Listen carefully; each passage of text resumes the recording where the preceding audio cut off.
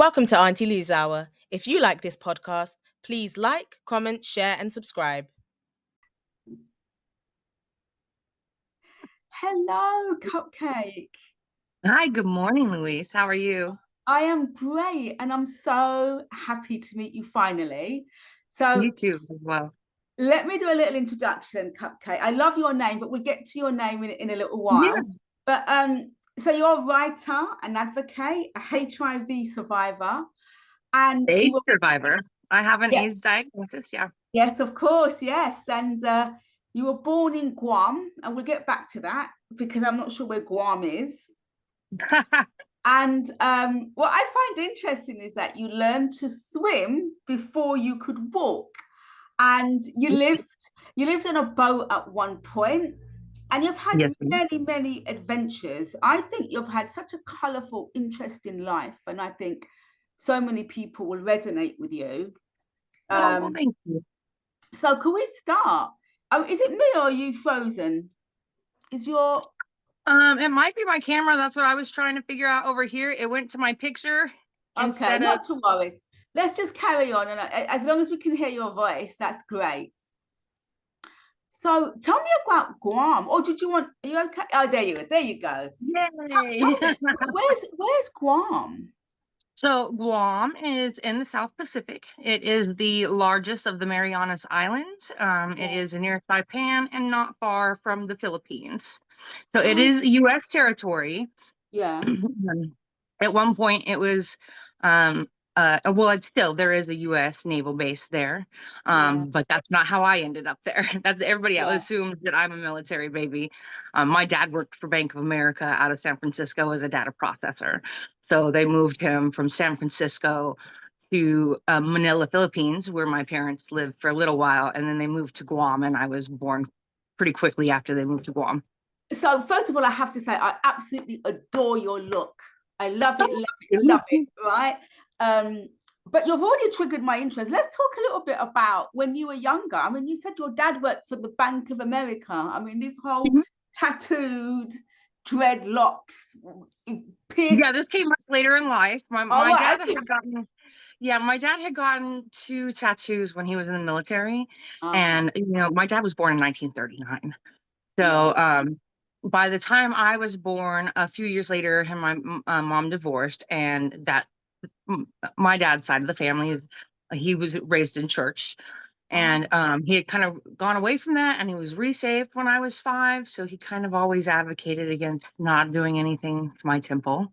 My mom always begged, please don't ever get tattoos. And her parents actually took me to get my first ear piercings. And then later in life, I had no tattoos, but I was in love with a man who died of an accidental alcohol poisoning is what it came down to. Okay. And he just got a tattoo and a piercing, and his dad was rightfully upset. And so he obviously couldn't remove the tattoo, but he removed the piercing out of respect for his dad. And so the first thing me and his sister did was go get a piercing and a tattoo. And that has kind of been my way of dealing with trauma since Interesting. then. So, Yeah. every time I'm in one of those really, really tough spots, I started out very afraid of needles, and like I have panic disorder and PTSD from some childhood abuse that I had suffered. And it became that way of me knowing, like, hey, if you can go in and face this, and you can live through this, and you can survive this. Let me rewind a little bit. In my teens, I started to self-harm a little bit. And as I had my son, I was like, that's not anything. And I had tried to commit suicide a couple of times. And so that was just never something that I wanted to be a part of my life once I was a mother.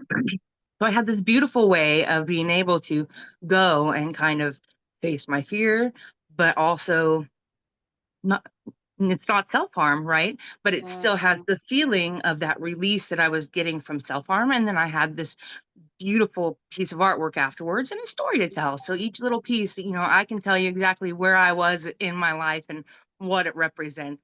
I know a lot of people are like, "Oh, I just have tattoos to have tattoos." That's not me. Yeah. I relate to you on that. My tattoos tell a story. And Yeah, I see it as exactly. quite artistic. So did you grow up in Guam? Did you Well, spend we left time? Guam when I was 6, and then I moved to the Sequoia Mountains of California. Mm. So I grew up just outside of the Kings Canyon Sequoia National Forest, right outside of the giant redwood sequoias, so the largest trees in the world. So I Mhm. went from an island to a magical forest, Yeah. which was magic. But Oh, it was also wow. culture shock in a little bit, you know? Yeah, I can imagine. I can imagine that was a bit of a culture shock. So when you grew up, when you got older, you was 18, 19, what was happening around that time? Well, I was at that point in time actually getting sober from methamphetamine. At about 12, 13, my mom and our family came to the realization that her parents were um, essaying all of the grandchildren. So Oh, it dear. it blew up our family, it blew up our sense of identity, it blew up our sense of Oh, safety.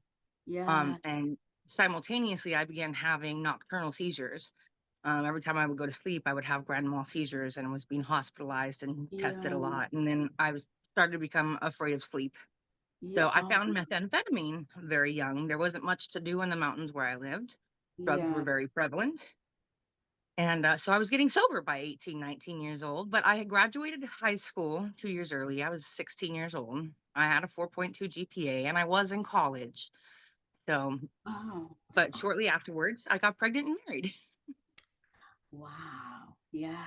So how many children do you have? You got pregnant, and what was that like around that time for you? It was scary. My son, the one that I carried to term, was actually my third um pregnancy. I had lost two children before that. Oh, And wow. I lost, yeah. And I lost another about a year and a half after that. So at that point, at about 22, 23, after leaving California, because after my son was born, which he was born in 2000, I really decided that California was not where I wanted to raise a family. It was not a good place for a family, not with what I had seen growing up, and Yeah, really the drug crisis that was hitting California at the time. And we had that opportunity to at least come here and try it for a year because my in-laws had moved here with a company out of San Jose, California. And so that's what we did. We sold all of our stuff, even our car, and we got on a Greyhound and we left on a Friday the 13th. yeah, yeah, yeah. Which was it was kind of a big shock at first, and then 9/11 happened, so I was like, "Oh gosh, Oh, this is the end of the wow. world." I kinda wanted to go back to my mountain and hide from society, because 'cause Yeah, I'd been, from an island to high mountain life to city living, which is a third culture shock, you know? I yeah, never lived in a city in my life, and I moved right in the middle of Tulsa, like 4 houses behind the mall. yeah. Wow, wow. You've been through so much change, Cupcake. And Yeah. Oh, yeah, my life where, has been a little. so where does the word cupcake, where does cupcake come from? Well, so later in life, I've been married several times and I was going through my kind of a sexual identity crisis too. And so Okay. I was in love with a woman and I had because of the PCOS and then also an undiagnosed, I had probably had HPV at one point in time. I was having just horrible problems with my cycles, with my lady cycles. And so I had to have a So full sorry, what's HPOS? HPV, human papillomavirus. Oh, before then you said PCS, did you say PCOS, PCOS? polycystic ovarian syndrome. Oh, I had that. So Yeah. we Yeah, don't and call so it that I had it anymore. in Yeah, yeah, every yeah. worst case scenario you could think of, I was going Mm. through with that. And from the age of 25 to 26, I cycled for a full year. I was Ah, anemic, they couldn't stop the bleeding. I was having to have DNCs, they were trying to stop it. And then they went in and said, "Oh, I'm sorry, my dogs. They'll be quiet." I made sure everybody I had. can't hear them, so it's fine. I can't hear Oh, them. good. Yeah. I tried to get a noise canceling microphone just in Oh, case. They like to oh. talk if they hear mom talking. Yeah. Oh, Um, so they, I don't know how it is there, but here you have no rights to your female parts. So when I said I want a hysterectomy, they said, "No, you're too young and you might want more yeah, kids." I'm like, "I had 3 miscarriages. yeah, You're yeah, telling me it's probably not going to happen. I don't produce eggs." yeah. Um, want this done. And they were like, no, absolutely not. So I almost bled to death going through that because I didn't want to have a blood transfusion. Imagine though the irony of this. My fear, I'm not ashamed to say now, I was very uneducated about HIV. Even Yes. going forward, I had a lot of friends with HIV, right? And I'm so sad that I didn't educate myself to be a better ally for them. Yeah. But I was there for them, but I was uneducated. Yeah. And so I didn't want to have this blood transfusion unless they could give me my mom's blood because I didn't want to contract HIV. Oh, God, it's crazy, isn't it? Imagine that, years later. So I'm in this relationship with this woman, and my son's father helped us to have a child together. And her name is Cambria, but she was, that was in 2009. So a lot of the baby clothes and things that we were buying were cupcakes. Yeah. And then she came at 24 and a half weeks gestation. She was 1 pound, 11 ounces. Wow. Yeah. Before I continue, I'm proud to say that she did just turn 16. But yeah, it was going to be, they didn't think that she'd make it. And then she had several brain bleeds. She had to have open heart surgery on Mother's Day that year after she was born.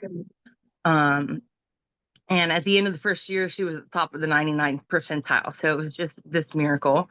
And then that person, I came home one day and they were gone with our baby. What, your partner? Yeah. Because I just heard you say that your child's father helped you and your female partner have a baby, and then your female partner took the baby. The baby. We were in the process of, because she was a micro preemie, we had been saving money to go through the adoption process because in the state of Oklahoma, 2 same-sex partners at that time couldn't parent on a birth certificate. So, but because she came, we really had, she was in the hospital for several months, and then we had to make sure that our home was up to NICU standards for her to come home and be safe. And I was at the time going through beauty school and then had started a job. So we had tried to save whatever funds we could, but they were very limited. And I was unable to start the adoption process right away. So in the state of Oklahoma, I had no rights. And out of fear, when the baby was born, and just because he didn't want to have a tie to the baby, he has lots of other kids. There was no father put on the birth certificate. Just the birth mother. She, ultimately lied and said, I have no idea who did this. I was drunk at a party, because of how the state of Oklahoma is. So yeah, I had no legal rights, and yeah,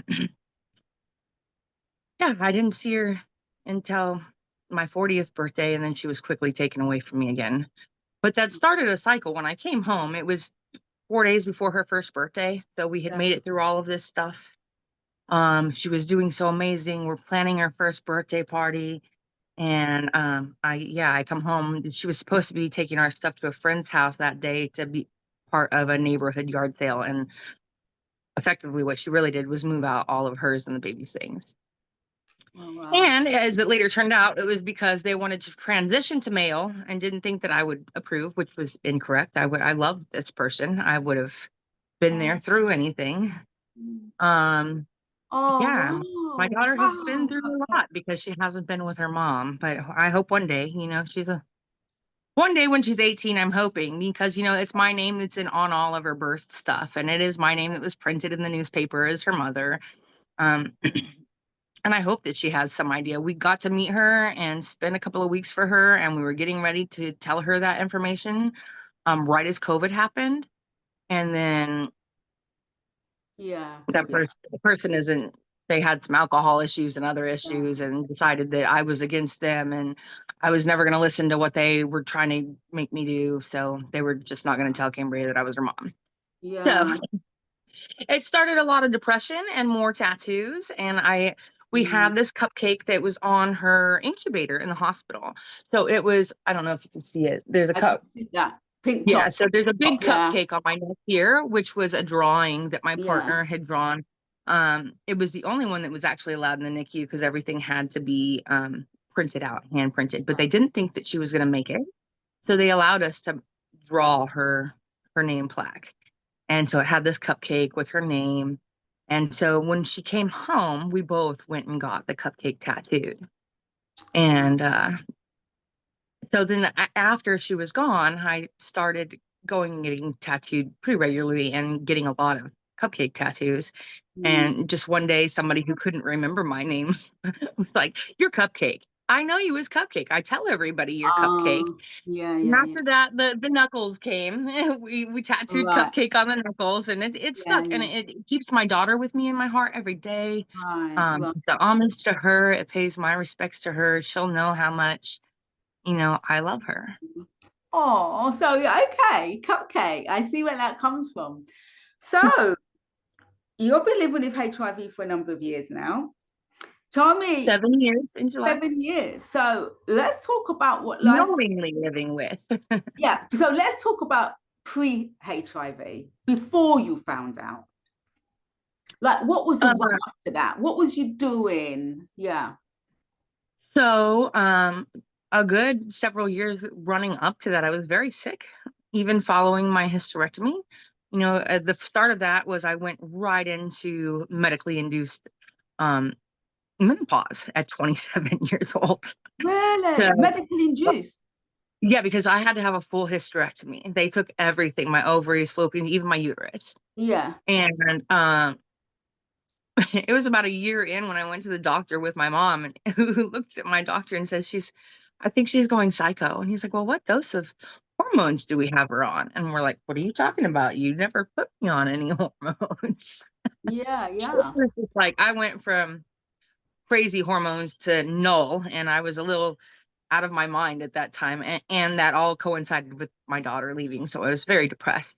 Yeah. And so I up and moved to the Virgin Islands. I was sick. And at this point now, looking back, we think that I probably contracted HIV in 2012.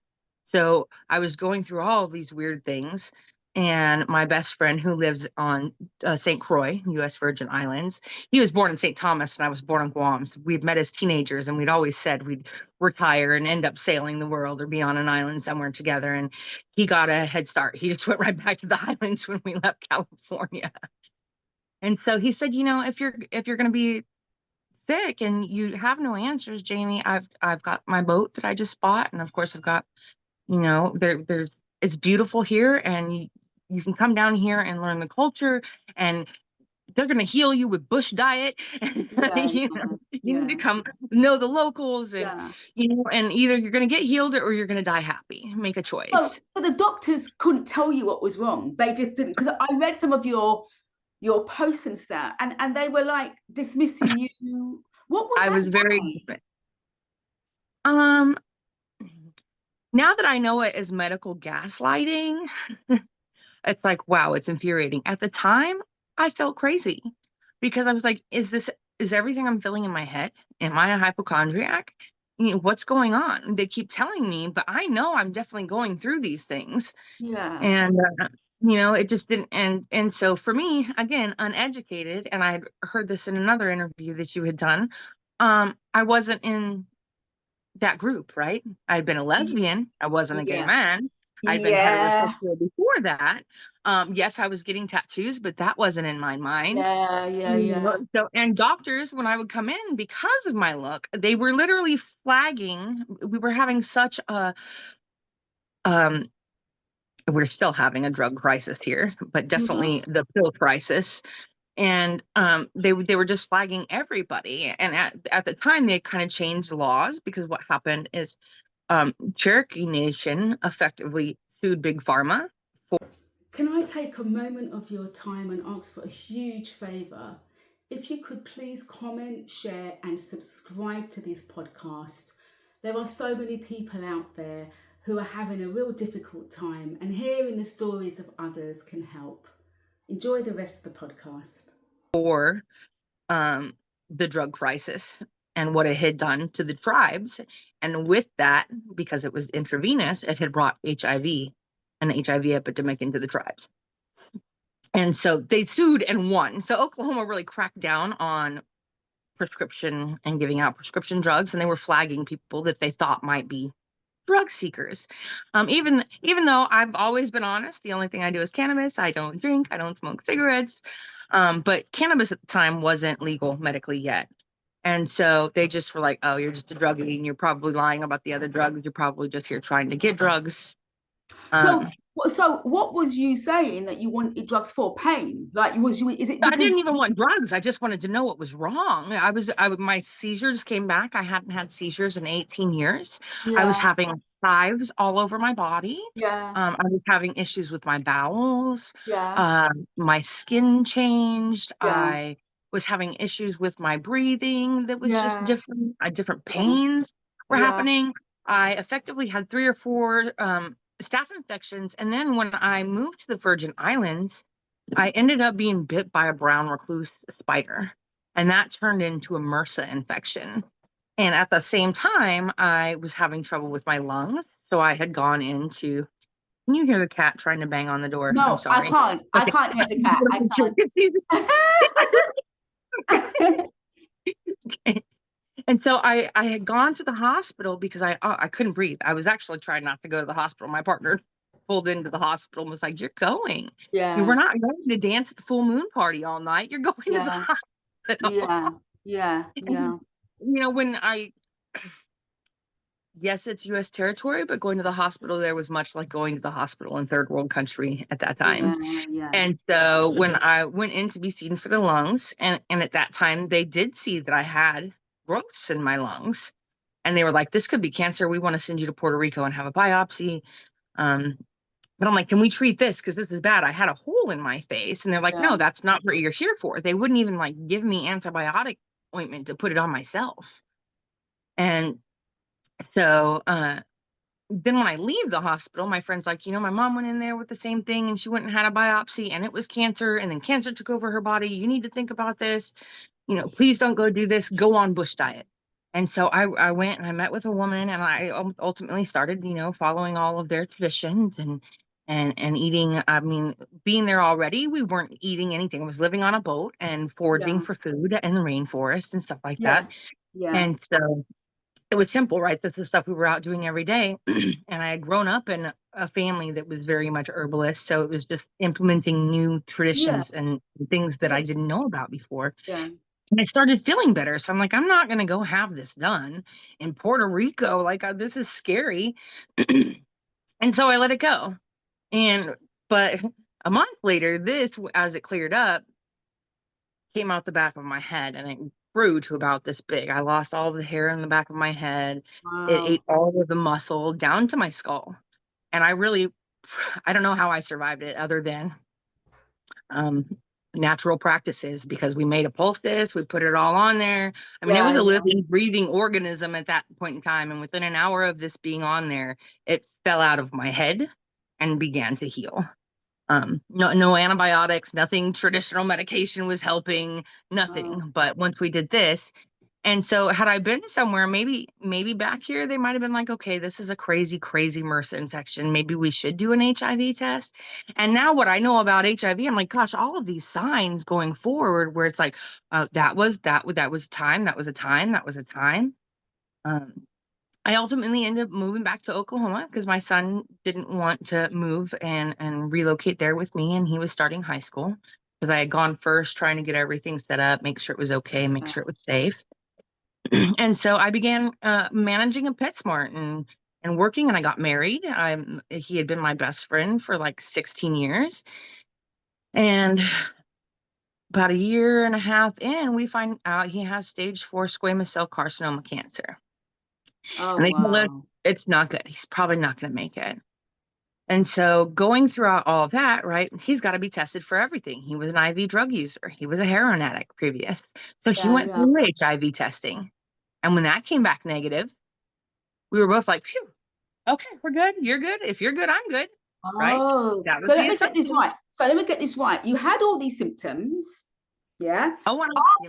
After the doctors didn't take you seriously, medical gaslighting. And then afterwards, you met somebody that you knew when you were younger, and you got together. And he had a history of taking drugs, and he had HIV tests because he used to inject drugs, etc. And that came back negative. So it's like, oh wow, you've not got HIV, you're fine. Yep. Wow. Yeah. Yep. So we make, yeah. And I just think that, you know, I know that it is much more difficult to pass woman to male. And then I also had no female parts, right? So there were some things at play, I think, during that, because we were never safe in any of our, you know, relations. We were married and I met him when I first moved to Oklahoma, and we'd remained friends that whole time. And so about maybe 4 months into his treatment, my hair starts falling out, and I'm working crazy hours, and I'm having to get up in the morning and take him to radiation 5 days a week, take him home. So that's about a 45-minute trip both ways, and then go to work and close down the store as the closing manager, get home about midnight, and get up at 5 a.m. every day and do it again. And then I would make sure I work through Saturday and Sunday because he didn't have chemo or radiation on those days. So all of these symptoms that I am now starting to have, and now looking back, this is, doctors believe that this is when I effectively went into AIDS wasting syndrome. My hair started falling out. I couldn't have a bowel movement, like just one thing after another. And I'm like, oh, it's just anxiety, girl. You were under so much stress and you're consuming so much caffeine. Yes. And yeah. And so right after Christmas, and right before he rang his bell as cancer free, I started to lose hearing in my left ear, or I felt like I was losing hearing. And it was kind of giving me some dizzy spells. And, you know, I'm a manager on the go. I was walking 10 to 20 miles on my steps at PetSmart, never sitting down, never relaxing, you know. So I'm like, I can't be falling over and having all this stuff happen. Let's go see what's going on with my ear. Yeah. And so I think this was the start of the one doctor that really just gaslit me for the last 6 months of that part of my life, because we started with that, and she said, oh, well, you've got some allergies and there's some swelling around your ear and there's a little bit of water behind your eardrum. You'll be fine. Let's give you some allergy medication. So that's what we started with. And I'm like, no, this isn't right. And also in the meantime, I've been having these pains. And I had gallstones. She's like, oh, well, you probably just need your gallbladder removed. You know, that needs to be the next step. But there's nothing else wrong with you. And I kept going back every few weeks, like, this is getting worse. My ear's not getting better. I've lost half of my hair. When my husband started, and the one thing that was happening that I was exciting about, and I didn't think had anything to do with anything, was I was rapidly losing weight. But I had started a vegan diet with my husband when we found out that he had this cancer, right? We were doing everything to try and do it. So I thought I was just eating right and healthy for the first time in my life. And it was helping me lose. And I lost close to 100 pounds in 9 months. And I was super excited, not understanding that it wasn't the vegan diet, that my body was just shutting down and wasting away. And so he starts kind of listening to the doctors and telling me, I think that you're doing this for attention. I think that I got, you know, there was so much attention given to me going through cancer. I think that this is all in your head. And he starts gaslighting me too. Who's this? Your My husband? Oh, wow. And in the meantime, he slowly behind my back begins to relapse. And I didn't know that. We had talked to doctors about slowly pulling him off of the pain meds, about his history. You know, and so he started with alcohol. And there had been some instances where I had come in, I see him take a shot. I see him hide the bottle, and he tells me I'm crazy, that that did not happen. I'm making it up. All I'm doing is just trying to start problems for attention. Do you know what, Cupcake? Sorry to cut you off here, but you know what all I'm thinking about as you're saying this? Like, you are helping to take care of your husband and you're trying to, and it just feels like, you know, you were not seen in all this. You know, I was not seeing any of it. You were not there. You were so busy working and helping, taking care of your son, taking care of your husband, taking care, that you weren't seen in all this. So no. At what point were you seen? At what point did you get your diagnosis? Like, how did that come about? I think the very first person who saw me would be the pulmonologist that did the lung scraping. And he afterwards became very friendly with me, and he would bring his family. He was from Peru. He would bring his family to meet me because he's like, she's a miracle. And I'd be like, no, you're a miracle. You saved my life. He's like, no, I did my job. No. Oh, I'm gonna cry just talking about him. Um, and it really wasn't until that point, because I ended up, Pride was just a few weeks before I went to the hospital. And Yeah. PetSmart had given me permission to carry signs telling my story in the Pride Parade, and about being tested for HIV, and about how I was 1 in 5 people who didn't know and ultimately died of AIDS Yeah. syndromes to get a diagnosis of HIV. And that shouldn't happen. That No. shouldn't happen in 2018. It shouldn't happen now, and it's still happening. And so I did the parade, and I barely made it through that. It was so hot. And I remember just being so exhausted and trying to go to work after that. And I almost wrecked my car. And so I wrote a 2-page list of just every symptom that I could think of. I'm sorry. I Oh, made it's sure to wear waterproof everything today. yeah. Oh, And so it was 2 pages of every symptom that I could think of that I had felt in the year prior. I'm like, this is not, at this point, she did go ahead and test me for mono and a couple other things, and was like, there's nothing wrong with you. You can't keep coming in here. There's nothing wrong with you. And I used up all of my vacation time at work. So work's starting to get mad at me, all of my medical time. And you get a lot of vacation and medical time in management at PetSmart. And I'd gone through all of it. And I'm just so sorry you had to go through. oh, thank you. So I go back into her office, and it's the very same day that my husband finally gets his disability check. We had applied for disability when he was first diagnosed with cancer, and ultimately I paid, and my insurance paid for everything, and my mom helped pay for some of his stuff because none of his family helped with anything. And so we first go to the doctor's office, where I tell her, like, here's this list of symptoms I've been having. Tell me again, please, that this is asthma and allergies, because honey, I haven't pooped in like 8 weeks. Okay. And there's some other things that are going on. This is not normal. I can't hear anymore. I know I'm dying. I'm telling you, I'm about to die. And I had, when I would breathe, it didn't even sound like a real sound. There was this whistle that would come out of my chest and my lungs. Yeah. And I would start coughing, and I would faint. And my husband was like, "You're so dramatic. That's not even a real noise." Well, that is the noise of a PCP cough. So, which I would learn later. But so she told me, there's just nothing else I can do for you. If you really are going through all of this, you're just gonna have to go to an ER. Well, like, I hadn't done that a million times in the years leading up to this. Yeah. I found out that at one point in time I'd had pancreatitis, and they told me there was nothing wrong and sent me home. Like, they just kept sending me away and would never call when they got the test results in that said that they were wrong. Do you remember the day that you got the HIV diagnosis or the AIDS diagnosis? I vaguely remember it. So when we went into the hospital, I go into the ER, and I'm like, here's this list of all these symptoms I'm having. I'm dying. And the guy's like, whatever. And they take me in, and they do a lung scan, and he comes back, and he's like, sister, I'm going to be real honest. I wasn't listening to you because it seemed like you were just kind of going off about some stuff. Yeah. But this is serious, and you're going to the drop down ICU right now. There's a team that's going to meet you up there right now. And so I'm like, oh my God. Yeah. And so the pulmonologist is who comes in first, ultimately, because of how my lungs look. He's like, whatever is in your lungs is not just in your lungs, it's in your chest cavity. This looks bad. We're gonna go in and do a biopsy and a lung scraping. And so I was there for 3 days before I had to be intubated, but it's all kind of bits and pieces. I've written about it on my blog.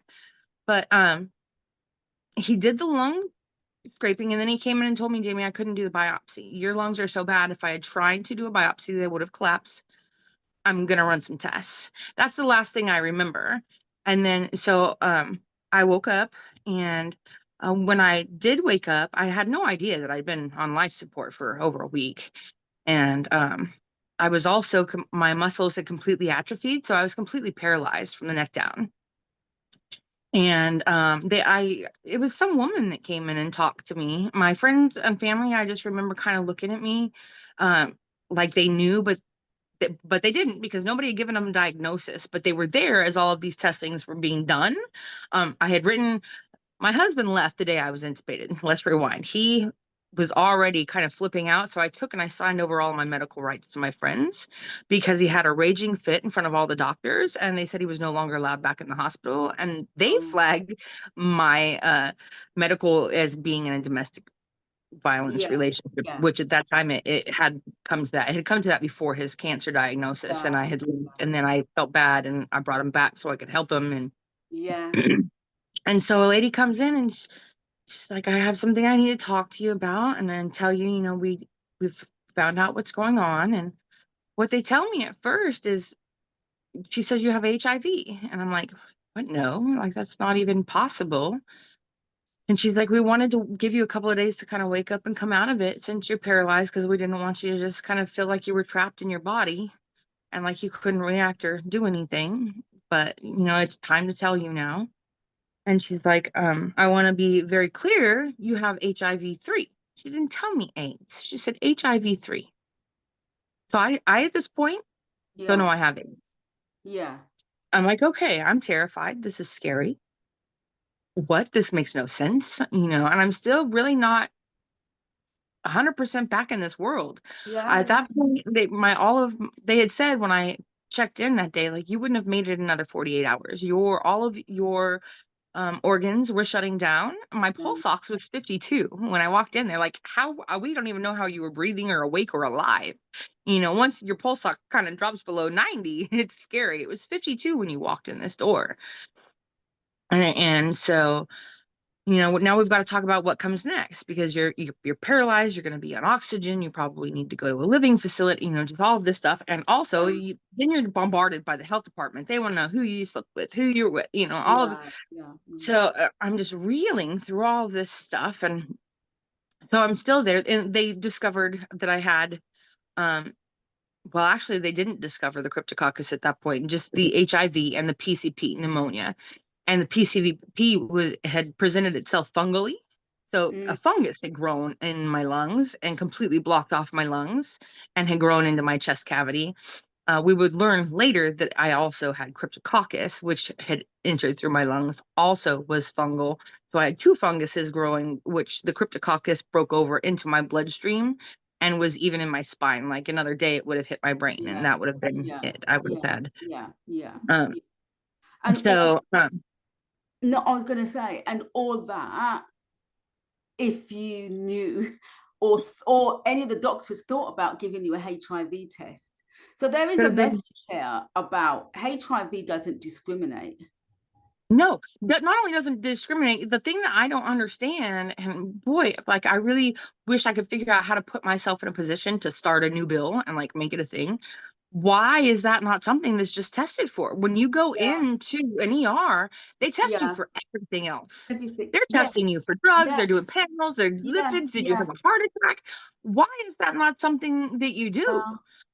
Because in the UK, they started doing that now. So if someone's going, they have to opt out. In some hospitals, not all, it's like... and I feel like that's... Here, they have to request it. It's not an option given to them. They have to request it. If it's not requested, then they're not... Unless you're a gay man, and they're like, oh, you know what? We think this is definitely HIV. Then they're not testing you. So can I say, Cupcake, right? You are the sort of person that inspires me. Not celebrities, not celebrities, not people that I don't have any real kind of, but people like you. You've been through a really kind of difficult childhood. You've moved about a lot. You've been through a domestic violence situation. You've cared for a lot of people. You've loved a lot of people. You've been let down and hurt by so many people. And then you've worked so hard. And then you've gone through all this pain and these symptoms. I can't understand, you know, like how did you come out the other end? You know, how are you here now? And I just have to say thank you, thank you, thank you. Thank you on Thank behalf you. of all those people who are listening and who can resonate with you, or who feel alone, or who feel lost, or who think that they're not enough, and they listen to you. And where you are now, you're here, you're thriving, you're doing the best that you can. How? I feel like that's why. You know, in the beginning, I didn't know how I was going to do it. That was just, I thought I've always been a pretty authentic person since I went through the sexual abuse with my grandparents when I was young. I was always very spoken about that because I Yeah, wanted, if I could just help one person, because it was one person that helped me. I told somebody, and actually, because it wasn't a bad thing that was happening. This was a good thing. This was family yeah, love, right? And so when yeah, I told somebody, it was her who stepped in and said, Jamie, that's not what's yeah, happening. It isn't okay. And, you know, had more people talked about it, you know, that wasn't something that people talked about. And so I didn't know how I was going to live. I do have a lot of people who care about me, and there were a lot of people who were following the story as I was sick. So I was getting just this flood of messages. Well, what are the doctors saying? What is it? What's going on? Tell us, tell us, tell us. Did they test for this? Is it this? Is it that? Is it this autoimmune disease? You know, they just kept flooding me with messages. And I thought, how, I'm not a liar either. Like, that's the one thing my mom yeah, told me raising up, is the only thing that cannot be taken from you is your integrity. Don't lose that, you know? So I was like, I can't just lie to people, and I can't not be myself. I'm hiding this thing all the time, which is a pretty big deal. yeah, So in my second hospital stay, I I was highly medicated, but I decided, man, at that point I had told all my family. I called my ex-husband, even though he left me there, and told him what yeah, was going on. I called my previous partner, everybody I'd been in any kind of sexual encounter with in the 10 years previous to that, and told them all, you know, I feel like it should come from me, not the health department. And you can go in and give them my name and get tested. You don't have to wait for the health department. You don't have to have that knock at yeah, your door. yeah, yeah, I felt like that was the right thing to do. And so it was hard, but it really quickly weeded out who was there for me, who cared for me, and who did not. And I was attacked but that's how I found out I had AIDS. It was my husband's family who immediately, when I called him and told him I had HIV, that started Googling and doing research and understanding the latent stages of HIV, you know, mm, and that HIV-3 meant AIDS. So they got on there and started accusing me of knowing that I had it and trying to affect him, mm, and trying to kill him while he was going through cancer. Just hateful, hateful, hateful stuff. And I was like, what do you mean I don't have, excuse yeah, my language. yeah, yeah, So, but I'm in the hospital this second time, right? This is when they're discovering I have cryptococcus. And this hospital is now my care team. It's a learning hospital. mm, And this is when I really started to feel like I was seen, and people were really just being honest with me. And the care team came in, and at one point, because I also had like an open wound on my back that was having to be treated from having been on life support on my back for a while. And I hear, you know, somebody in the back of the 20 people that are in the room taking notes say something about AIDS. And I sit up, I'm like, why would you guys say that? How insensitive can you fucking be? You yeah, know, yeah, what's going on? And the doctor looks at me, and I'm like, can you explain to them that that's yeah, rude? And he's like, well, yeah, I think that maybe you're not understanding. And so he asked them to leave, and he sat down with me and explained. And then from that moment on, was like, I am edgy. I am going to know everything. yeah, yeah, I'm going to know everything, and I'm going to tell yeah, everybody about it. yeah. And so that's, So, so, okay, there's a lot there. There's a lot there. I'm a lot to Okay, unpack, I there is a know. lot. But, but, so, okay, if there's someone listening, right, who's going through a difficult time and they've just found out that they have HIV, what would you say to them? That I would want them to know that it is not a death sentence, especially if you're in your, I mean, even I come from dying of an AIDS diagnosis, literally, right? If I can come back from this, I want to be that hope. Like, this is not the end. And for me, it was the beginning of this new beautiful life, right? Of me really being my authentic self and finding more people like me, like you and other people, and people like our sisters on A Girl Like Me, Yeah. This is not a life I ever could have imagined. Yeah. And now, my son, I'm a grandma now. She's, Oh, yeah, congratulations. thank you. She's 18 months old, and I lost my dad shortly after my diagnosis, and then we lost my mom about 6 weeks after my granddaughter was born. So I effectively like went through all of this trauma and then became the matriarch of my family in the midst of it. Little me would have not been able to handle any of this. Yeah. But Yeah. it is something that I'm happy, and I'm for people who have just been diagnosed, but also for my granddaughter and hopefully more grandchildren, and for my son to see that, hey, you don't give up. No matter what, you stand up and you fight through it. And on those hardest days, you push a little bit harder, and Yeah. and you will get through it. So, I mean, there were days that I didn't think that I would. In the beginning, I just thought, what is this life? What has God done to me? What did I do to Yeah. deserve this? Why me? On Why is top it? of everything else, Yeah. I just see people just Yeah. breeze through life and things are just given and given. And I feel like this has been, but then I remember, right? Like a creator, God, whatever, we want to call it. I do believe that we are here to learn a lesson, right? That's what it's Yeah. here for, right? Because the other side is just love and abundance and knowledge. It's all knowing. So what do we learn in this life if that's what this life is how I've tried to look at it. Oh my God. Well, I think that you are truly an inspiration, Cupcake. Well, You thank you. really, really are. And if people want to get in touch with you or read some of your Absolutely. blogs, how can they do that? Where can they find you, Cupcake? So I can be found everywhere. I'm on Instagram, Facebook, TikTok. You can look up my name, and then it usually says Cupcake behind it, or it's 420 Cupcake on Instagram and TikTok. And then my blog, it's So We Commandeered a Boat .wordpress.com, but it's called Wreckage and Rebirth. Yeah, I had And a look please, at that. I would love you to come read, comment, come. And if there's somebody out there that needs an ear, I'm also that person too. I am here to listen to other people's stories and hold space and be there for that. I know that I wouldn't be here when you say that it's women like me that inspire you.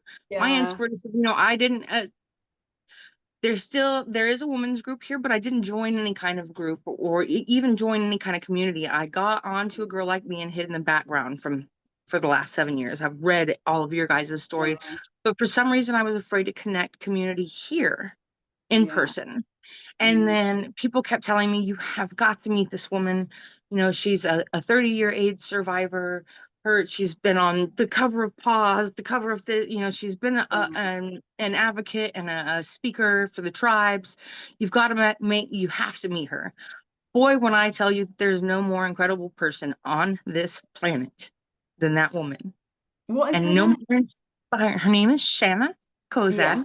yeah, Yeah. yeah. And so I've had her watching your blogs too. But you can find her. If you Google her name, you'll find her because she's been on Pause and all of that. And her story is incredible. And Wow. boy, every day I was telling her last night, she tells me I inspire her and she's constantly like pulling for me. Yeah, I'm like, I'm mind blown that she even yeah, says that because I don't think that I would. No, I know I'm strong enough that I would have pulled through, but yeah. without this sisterhood that I have with her, and seeing just all of the incredible things that she's done and still here to tell that story and the people that she's helped, like that's what I want to be when I grow up. That's what you want. So HIV inspired you to be free. Oh, Absolutely. oh. Well, look, thank you so much for today. Thank you for your time. Thank Thank you you. for Thank sharing. you. Thank you for Thank you writing. for a great start to my Friday morning. Okay, darling, I'm going to stop the recording now, but stay on the line Okay. so we can have a little chat. Let me just stop. Absolutely. Thanks for watching Auntie Lou's Hour. If you enjoyed today's episode, make sure to like, comment, share, and subscribe.